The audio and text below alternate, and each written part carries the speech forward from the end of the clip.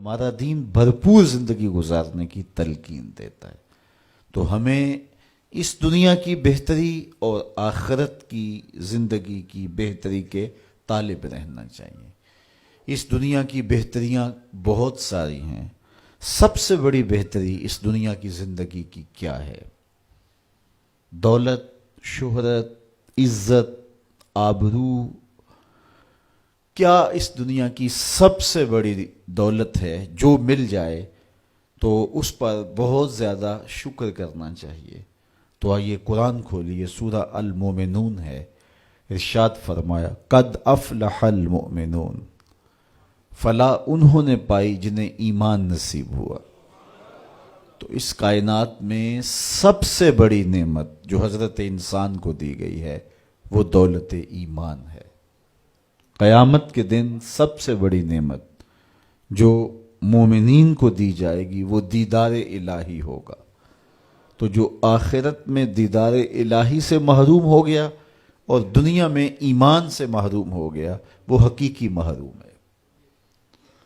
ایک شخص چرخ میں اڑتا ہے، ہواؤں میں جھولتا ہے، ہر دولت اس کو میسر ہے، عزت شہرت اس کی باندھی ہے، وقار تکریم اسے حاصل ہے، دنیا جانتی ہے، زمانہ سلوٹ کرتا ہے، جو چاہتا ہے وہ ہو جاتا ہے، ہر عیش و عشرت میسر ہے، لیکن اس کے سینے میں ایمان کا چراغاں نہیں، کوڈی مل نہیں ہے اس کا۔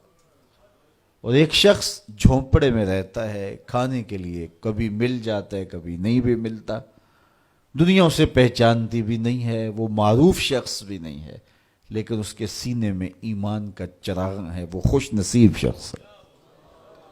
میرے حضور کا ایک فرمان سنیے، حضور نے فرمایا میرے دوستوں میں سے قابل رشک دوست وہ ہے جس کا سامان دنیا تھوڑا ہے، نمازیں زیادہ ہیں۔ جب وہ چلتا ہے تو اس کی طرف اشارہ بھی نہیں ہوتا، یہ فلاں صاحب جا رہے ہیں، کوئی ایسا معروف شخص نہیں، کوئی بہت عہدہ ساتھ نہیں لگا ہوا کہ جب چلے تو لوگ کہیں یہ فلاں جا رہے ہیں۔ ثم نقد بیدہ، حضور نے ہاتھ سے چٹکی بجائی اور پھر فرمایا اس کو موت بھی ایسے ہی آئی، پھر فرمایا کلت بواکی ہے، اس کو رونے والے بھی تھوڑے ہی تھے، اس کو رونے والے بھی زیادہ نہیں تھے، کلت تراسہ، اس کی وراثت بھی بہت لمبی نہیں نکلی۔ فرمایا میرے دوستوں میں قابل رشک دوست دیکھنا ہے تو یہ اس کا جنازہ جا رہا۔ تو ہماری سب سے بڑی دولت ایمان کی دولت ہے، نمازوں کی دولت ہے، شرافت کی دولت ہے، یہ دولتیں ہمیں جمع کرنی چاہیے۔ سویر سے لے کر شام تک دونوں ہاتھوں سے ہم امیر بننے کی دوڑ میں لگے ہوئے ہیں، کوشش کر رہے ہیں دولت جمع ہو جائے، دونوں ہاتھوں سے اکٹھی کر رہے ہیں، امیر بن جائیں، دولت مند بن جائیں۔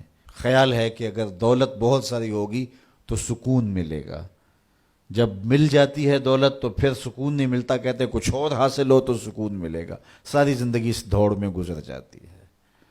جس طرح دنیا کی دولت جمع کرنے کے لیے دوڑ لگاتے ہو، شرافتیں جمع کرنے کے لیے دوڑ لگاؤ، نجابتیں حاصل کرنے کے لیے دوڑ لگاؤ، سجدوں کی کثرت حاصل کرنے کے لیے دوڑ لگاؤ، صالح اعمال جمع کرنے کے لیے دوڑ لگاؤ۔ یہاں اپنے بچوں کے لیے کاروبار بھی کرو، رزق بھی کماؤ، دولت ضرورت کی ہونی چاہیے تمہارے پاس، لیکن فرض کرو اگر نہیں بھی ہے تو اتنی بھی ٹینشن لینے کی ضرورت نہیں ہے، جو میسر ہے اس پہ راضی رہو۔ دکھوں کو ختم یہی چیز کرتی ہے، بندہ رب پہ راضی ہونا سیکھ لے تو جہاں بندہ ہوگا وہیں خوش ہوگا، اور راضی ہونا نہیں سیکھے گا تو کھرب پتی بھی ہوگا، نفس کی کمینگی ختم نہیں ہوگی۔ تو پھر اس پہ راضی رہنے کا فن سیکھنا چاہیے، حضور کی سیرت پڑھیں، آپ کو یہ سب کچھ ملے گا۔ اللہ نے اپنے محبوب کو اختیار دیا، محبوب اگر چاہو تو یہ بطحہ مکہ سونے اور چاندی کا بنا دیں۔ تو حضور کیا کہتے ہیں؟ ایک دن کھانا دینا، ایک دن فاقہ دینا، جس دن کھانا ملے گا تیرا شکر کروں گا، جس دن فاقہ ملے گا صبر کروں گا۔ تو اللہ کے حضور عجز یہ بہت بڑی دولت ہے، اگر نصیب ہو گئی تو سمجھو زندگی سوکھی ہو گئی، ورنہ ساری زندگی دھوڑی ختم نہیں ہوتی۔